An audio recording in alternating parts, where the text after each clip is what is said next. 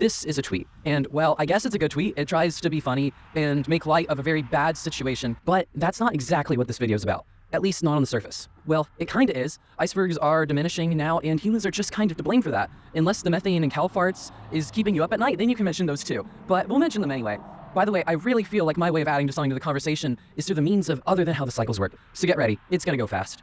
So here is the definitive list. 4 different cycles, a problem of 2 farmers, and the human impact of everything. The carbon cycle. Plants take in CO2 during photosynthesis, animals release it via respiration, and dead organisms break down through decomposition. Combustion of fossil fuels adds CO2, while oceans and forests act as carbon sinks. Carbohydrates and water store CO2 and excess nutrients, causing eutrophication, disrupting the balance. And for the human aspect here, the melting of the permafrost releases that cow gas, methane, a potent greenhouse gas, but it's also a massive amount of stored carbon.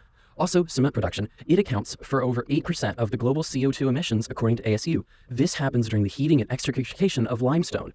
With some glaring similarities to the carbon cycle, the oxygen cycle. Plants release oxygen during photosynthesis. Animals use it for respiration, and dead matter breaks down through decomposition. Combustion consumes oxygen, and while oceans and forests serve as oxygen sinks, oxygen dissolves in the water, forming oxides, and eutrophication affects oxygen levels, altering the cycle. The burning of fossil fuels is also a major human impact, reducing air quality and also significantly affecting natural ecosystems and vegetation.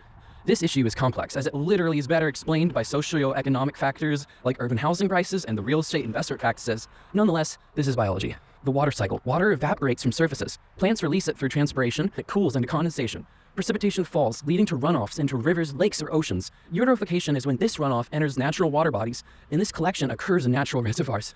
Dam construction and drought conditions and increased evaporation are all side effects of this.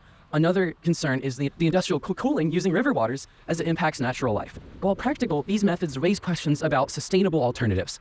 The nitrogen cycle. Okay, I'm going to slow down on this one. Nitrogen fixation turns atmospheric nitrogen into ammonia, which is converted to nitrates and assimilation.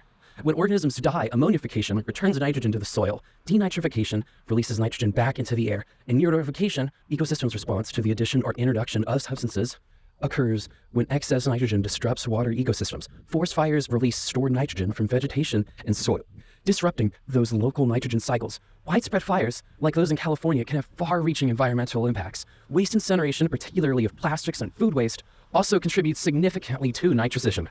And finally, the phosphorus cycle. It's probably more important than you think. Phosphate mining extracts inorganic phosphorus found in rocks and fertilizers. Erosion breaks those down, releasing phosphorus into soil and water. Plants absorb organic phosphorus, which cycles through organisms. Inorganic phosphorus is not yet part of living organisms. Well, organic phosphorus is. Leaching moves phosphorus deep into soil or water. Uplift exposes buried phosphorus, and eutrophication happens when excess phosphorus harms water ecosystems. Animal agriculture, specifically cattle farming, has a significant impact on phosphorus cycles. While cow manure can be beneficial for soil health, erosion control, and water retention in dry areas, improper management can lead to water system contamination, particularly in areas with high concentrations of animal farming. Similarly, food processing industries often lack incentives to monitor and control phosphorus in their wastewater output. These are serious issues that do not currently possess a material issue for many of us today, but completely harness the ability to be severe and chronic issues for those of tomorrow. That brings us to the problem of 2 farmers. But what's some application theory you might want? What can I do with this? Well, we have a situation actually.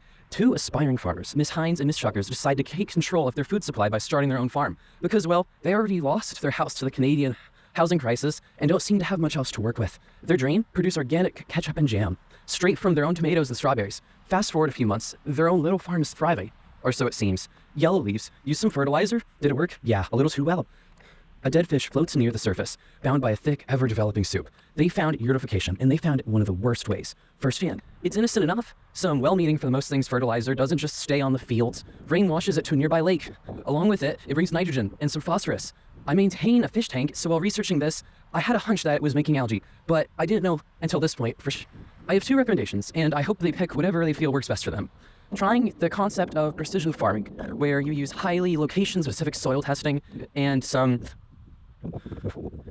guided equipment from the likes of field drones and some smaller scale but still huge industrial operation management to find the best balance between effectiveness and the water management. During the next dormant season, create a divide when replotting between the lake and the fields around it with some native shrubs and trees, things that are higher up and can best absorb these nutrients before they make it to the water.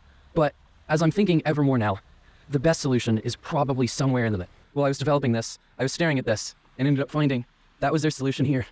Thanks for watching. I'm Ethan Bradley, developed, shot, and edited by me. Thanks for watching.